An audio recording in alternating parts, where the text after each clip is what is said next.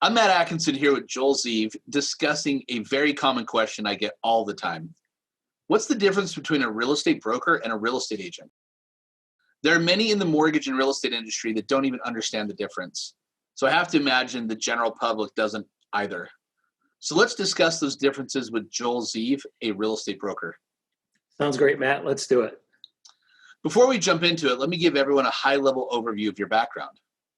And if you'd like to learn more, head to the link shown here. Your life and business partner is your wife, Ann. You've personally bought and sold over 170 properties since 2002. I know as a result of that experience, your sellers make over 4% and your buyers save almost 3.5%. That's a lot of money, all compared to the average agent. Yeah. And you maintain a 5-star review rating from your clients on Google and Zillow with over 200 reviews. Yep, that's a good overview about me. Let's dive in. Sales agent versus broker. High level, what's the difference? So Matt, the state of Utah, as you probably know, regulates everything regarding real estate. Real estate agents, real estate brokers, appraisers, lenders, and brokers like yourself, because they want to be able to control the licensing and control the rules that we all need to follow. So they make a very big distinction between a sales agent and a real estate sales agent and a real estate broker, because they're giving a lot more responsibility and accountability to the real estate broker. So they're going to make it much more difficult to become a broker than just a sales agent. Sounds like a lot. So what are those requirements for a broker? Well, I'll put up the website for the state of Utah here, because that's going to go over the details. But here are basically the highlights. First, and probably the most important, is they're looking for people that have proven over time that they're honest, they have integrity, they're truthful, they have a good reputation in the real estate and business community, and they're competent. They've got the skills that they need to get the job done. They're looking for people with no felonies and no misdemeanors regarding fraud within the last 3 years. And they're doing an extensive background check, including getting fingerprints and checking those against state and federal criminal databases. Wow, that sounds like a lot. So if you're helping someone with one of those largest transactions of their lives, I can see why these would be so important. Are there other things a broker needs to do? So the state wants you, has a requirement that you need to be in the real estate business full-time as a sales agent first for at least 3 years, preferably longer, but at least 3 years. Wow. Been in the industry going on 19 years myself. I can attest the full-time experience does not begin to compare with part-time. Right. So you mentioned the first requirement, competency. That's a big deal. Besides the 3 years of full-time real estate business, how does the state determine that? Well, that's a great question. So what they're going to do is they're going to look at all the transactions that you've been involved with when representing clients, buyers or sellers, within the last 5 years.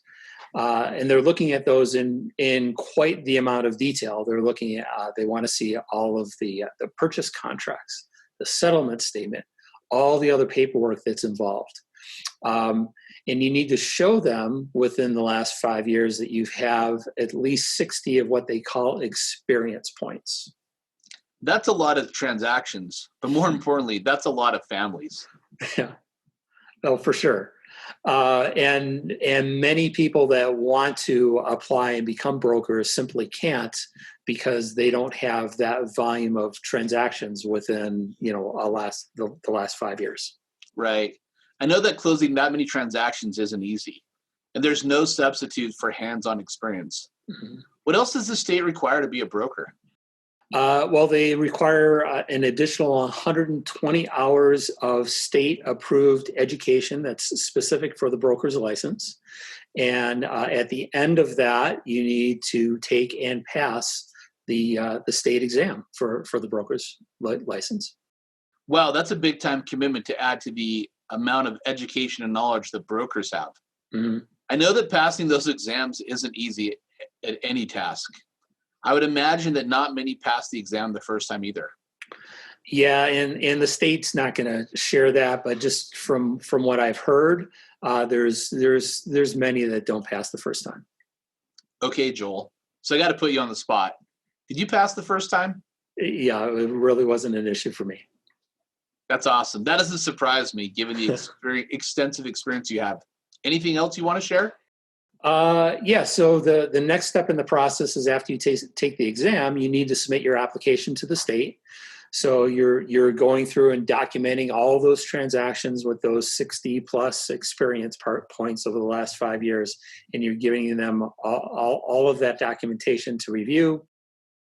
And then you're sitting back and waiting for them to process, because they're literally looking with a fine-tooth comb at all those transactions to make sure that you're fully documented with that experience.